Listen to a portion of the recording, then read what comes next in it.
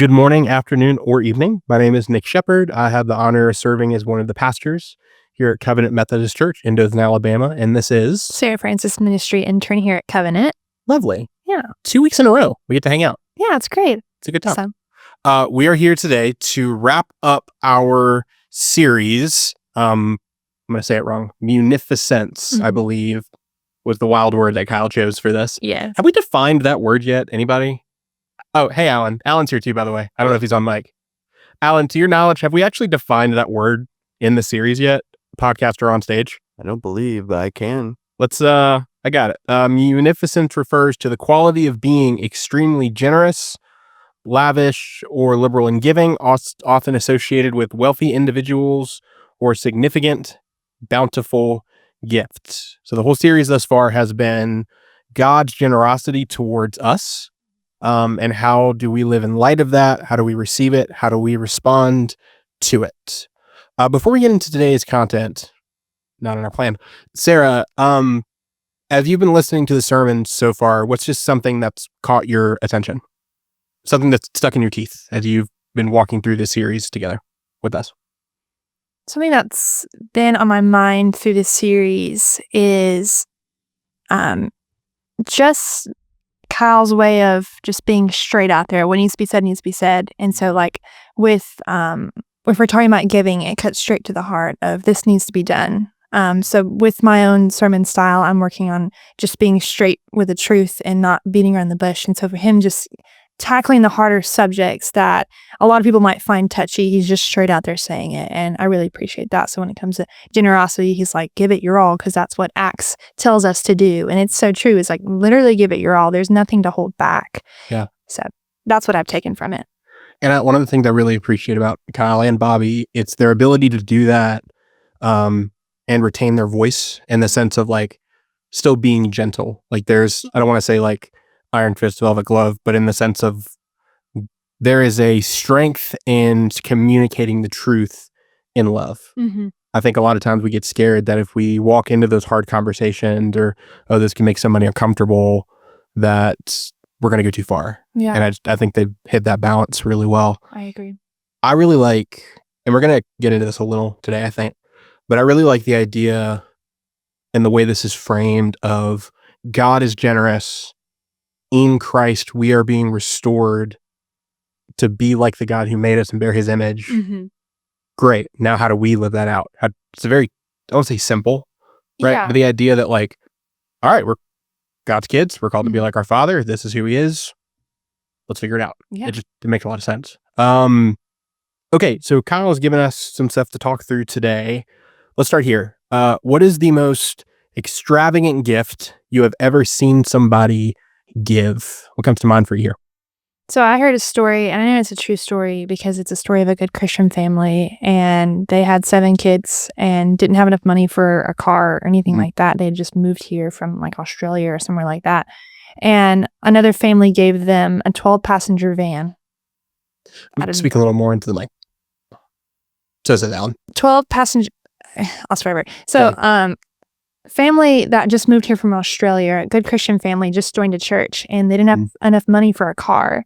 And so one of the other families in the church felt on their heart that they wanted to give them their 12-passenger van for free. And it was just something that's like, wow, that is not a cheap item just to give away, but they felt like that family had a need. And so they gave the 12-passenger van away, and it really blessed the family with 7 kids that didn't have enough for a car to be able to do things they couldn't before, like go to the park, go further than where they could just walk. And so that was an area that really touched my heart with it. There's a story of a guy named Danny Winship, who's a great, if you can go find his stuff online, I listened to some podcasts he did on I think it's the Jenny Allen's podcast. Oh, wow, that's good. I think it's the title. But his story of what got him and his family into going on the mission field. Yeah. Where basically he got offered a job with like the FBI or CIA or something like, hey, can you help us go? Because he was a conflict negotiation guy. Hey, can you help us go and defuse conflict over in the Middle East? And he was like, I'll do it. And I'll do it for free because I don't want the gospel to be under America's flag. I just want to go do it. So like his willingness to say, all right, family, this is where God's leading, and we are going to hold on so loosely to what we think is comfort. Let's just dive in. And then just to hear a lot of the stories that come out of that mindset, open hand mindset. Yeah, right. absolutely. It's a buck wild story, but that's where my mind goes, because it's that most exceptional gift in terms of gift to God of like, hey, I'm going to do what you told me to do. Mm-hmm. I'm giving you my yes here. Yeah. I don't care what else I have to say no to. And it was comfort and, being Americans for a while. But, all right. So have you ever watched Generosity and thought that seems irresponsible? And this is really the reason I go to the Jamie Winship example, because when he's telling the story, he acknowledges like, hey, I understand how crazy this sounds. Hey, you and your family are going to go live in the United Arab Emirates. Your son loves skateboarding and that's never going to happen again. Like what, but just to hear that, like, man, that seems really wild, right? Anything catch your attention there of like generosity that can seem too far, too much, or even like irresponsible?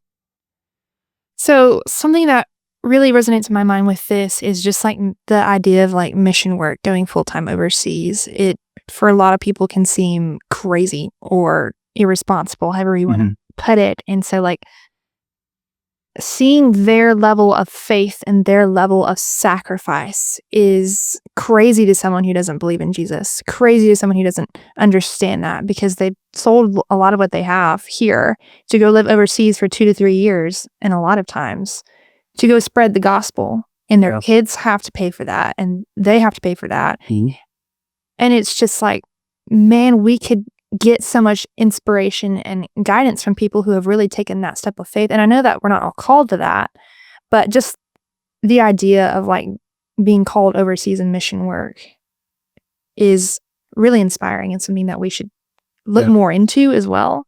And that's where my mind goes when talking about irresponsible. Okay, there's an extent to which if we're following Jesus, it really should strike people as weird what we do, right? I don't, 1 Corinthians 1, the cross is foolishness to those who are perishing. The 2 Corinthians, if we seem out of our mind, it's because we're serving God. And if we don't seem crazy, it's because we're trying to serve you, right? And I think it's 2 Corinthians 5.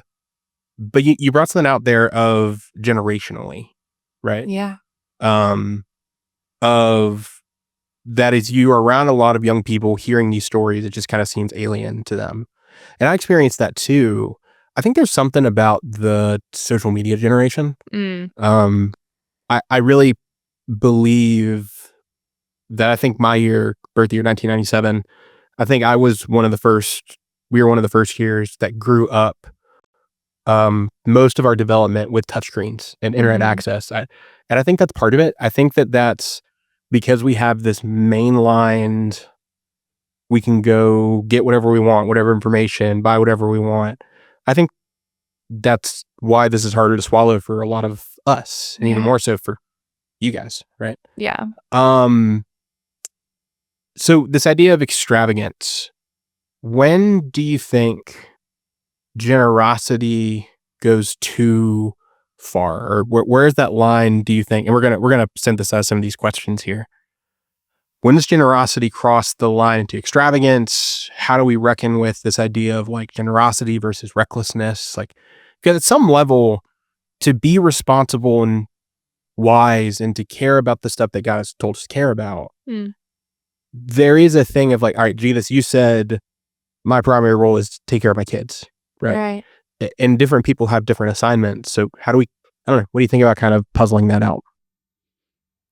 I think when it comes to being generous and when it crosses into being what some might consider reckless, I think what I would say is, like we said last week, Jesus works in the planning as much as he works in the moment. And so like we said last week about inviting God into your time of planning, we should ask the Lord how to use our resources. And sometimes the Lord, if you really listen closely, might tell you to do something that you think is crazy. Give it a crazy amount, or do this thing, or give this thing away, or serve this need. And I think it's just trying to be obedient to God. And, sometimes it can be hard to hear his voice, as we have a lot of other voices going on around us and speaking into us.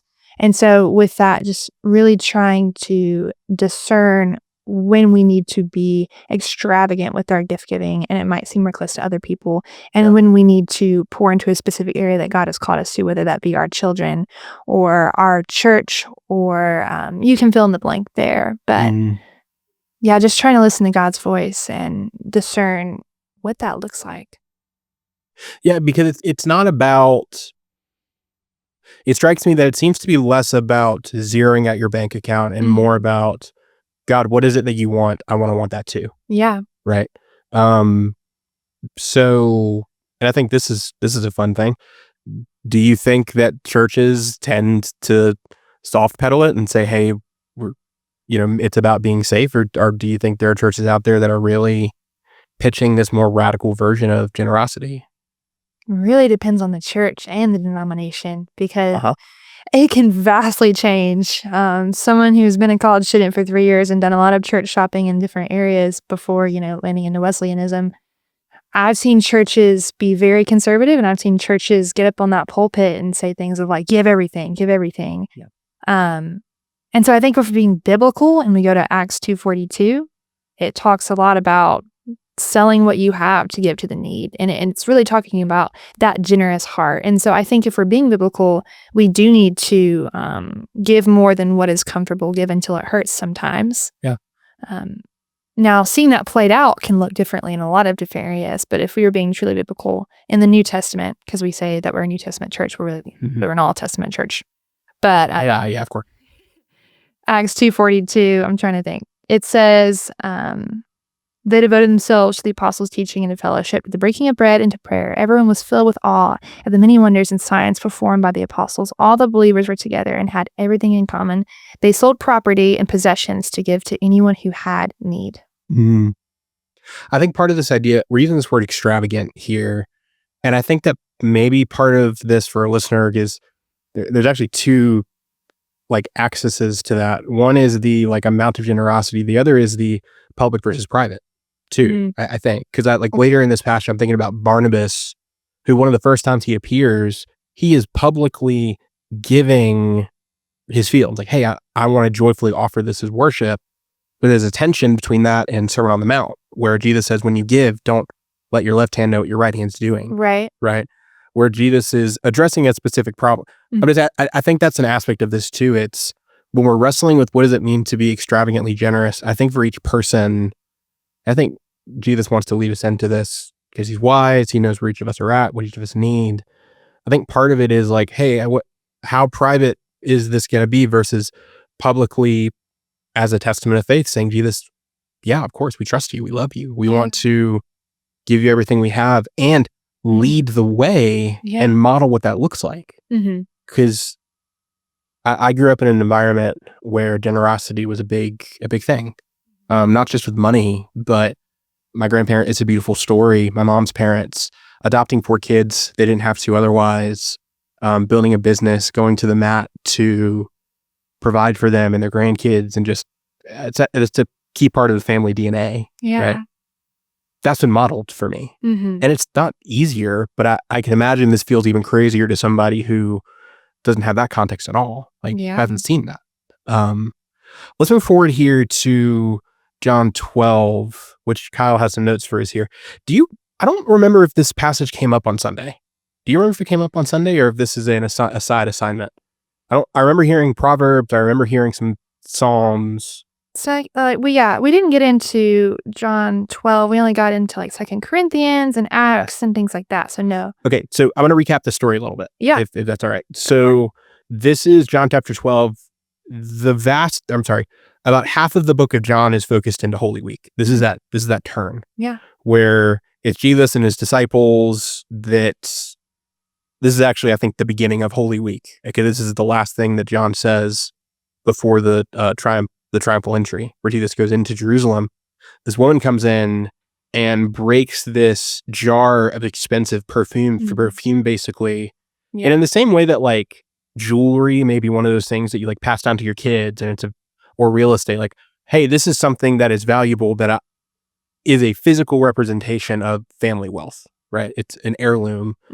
Those alabaster jars were sealed, and when they were broken open again, you can't undo that. You kind of lose. I mean, I hate to say it this way. It's almost like people were consumed like the Pokemon trading card thing. Once you open those packs, the value's gone, right? Yeah. It's that you can't, unring that bell.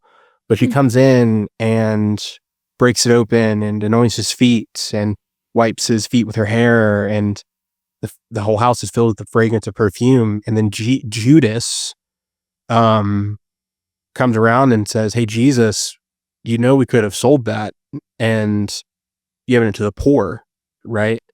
And even John specifically says in verse 6, this did not come from actual concern from the poor. It came because he was skimming off the top of the money bag. But 300 denarii, that's a lot of money. Yeah, it is. And even if his heart wasn't right, you have in this moment one of the disciples seeing an act of extravagant generosity, extravagant worship, and saying, well, hey, can't we just be a little more sensible? And I love Jesus' response, and this is John 12:7. Jesus answered, "Leave her alone. She has kept it for the day of my burial," because perfume was used to treat a body when they were burying him. For you always have the poor with you, but you don't always have me. Right. And so there's this, Jesus is zooming out of it, saying like, yes, I'm not denying that that's what that could have been for, but in God's plan, that perfume existed for this moment because Judas doesn't see it, but Jesus knows, like, we're in the gospel now. We're in Holy Week, right? Like, he knows what's about to happen. So the question left for us here is, if we're in the room and we can be honest for a second, it's hard to answer this and the audience can wrestle with this too.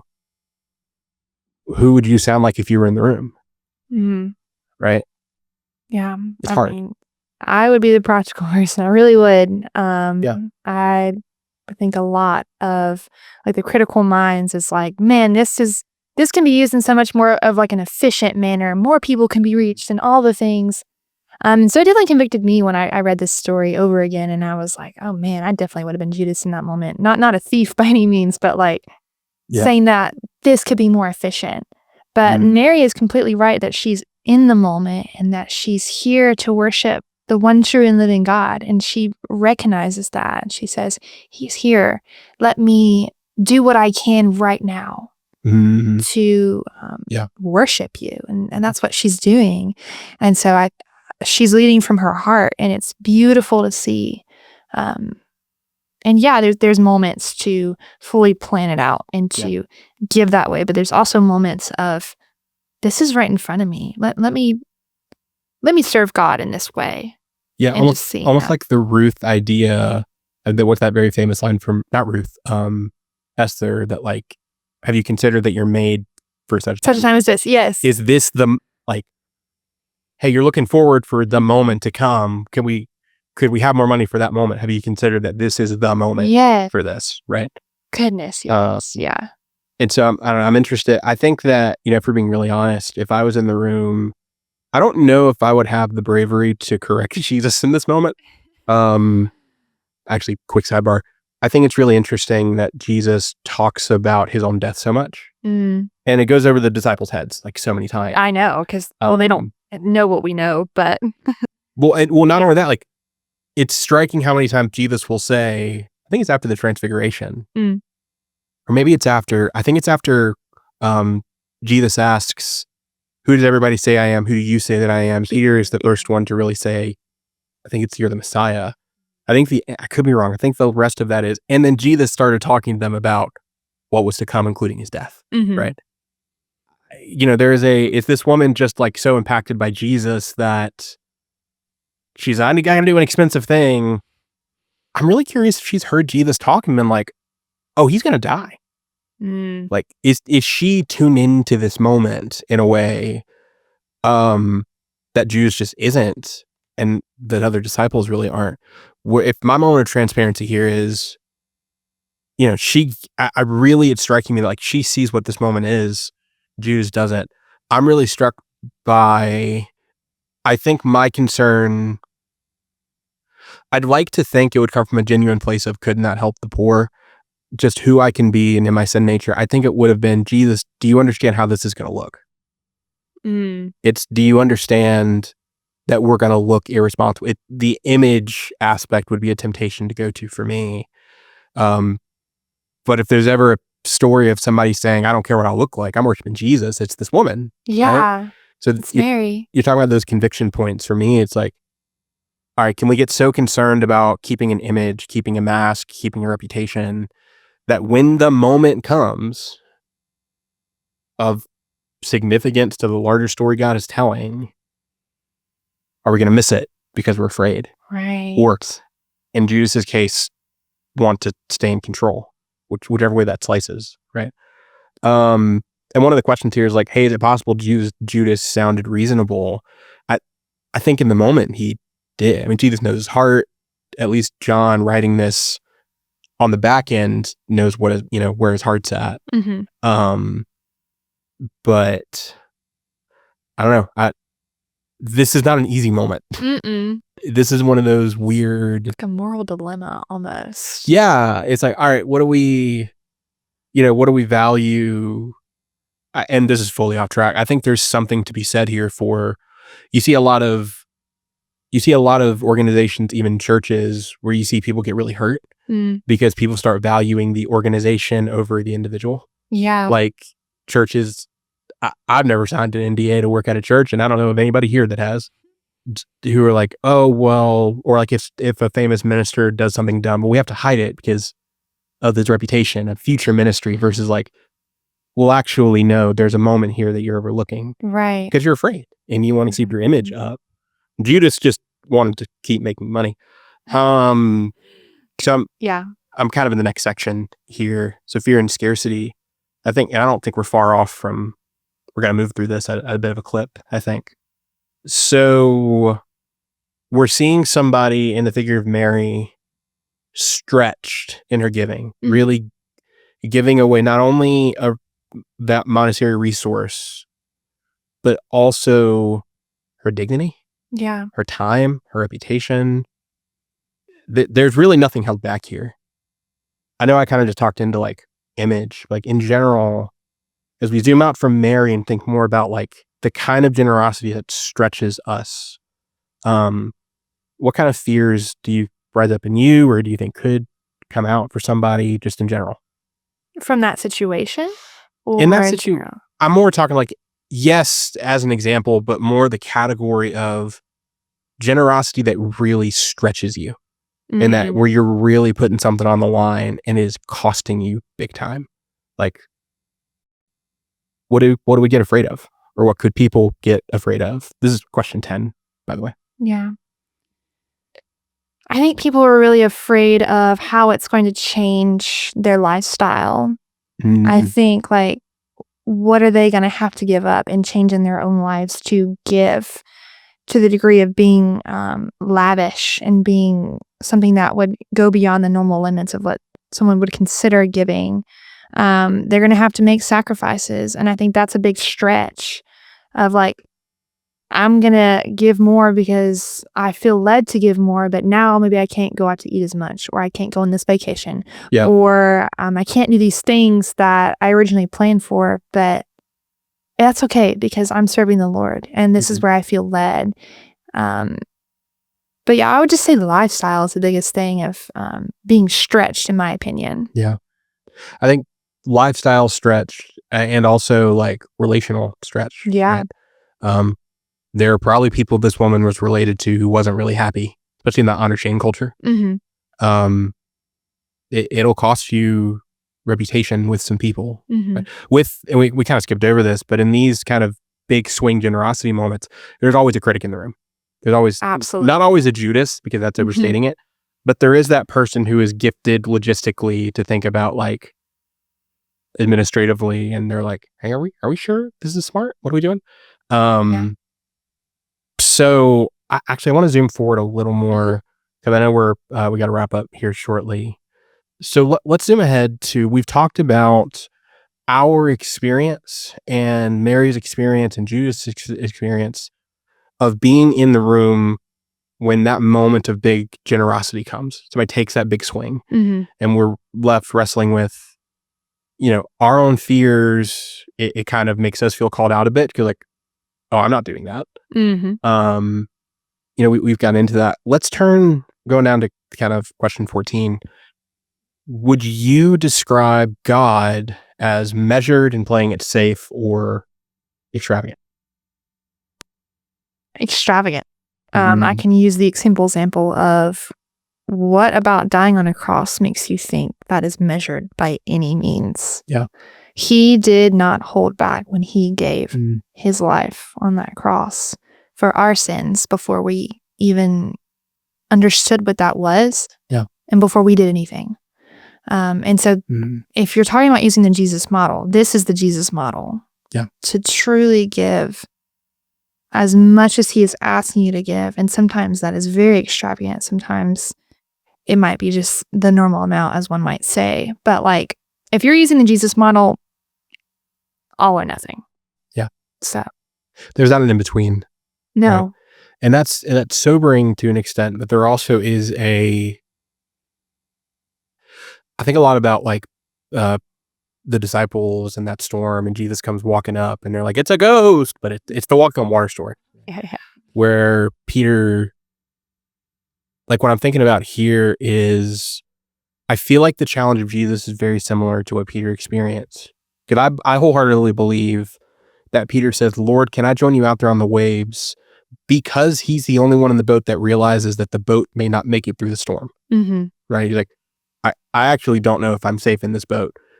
This sounds crazy. Mm-hmm. And I'm more than willing to be wrong on that. But there is am I willing to trust Jesus and go dance on the waves with him and take that step of being willing to trust?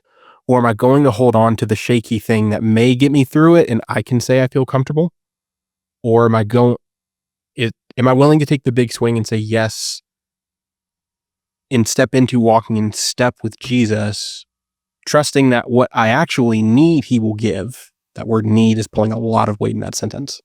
Need and want are not the same thing at all. Mm-mm. I don't know. When I think about this generosity thing, that's really where it comes down to is, am I going to store up for myself and try to make myself secure? Which conversation last week about money. Yeah. It represents so many things to different people.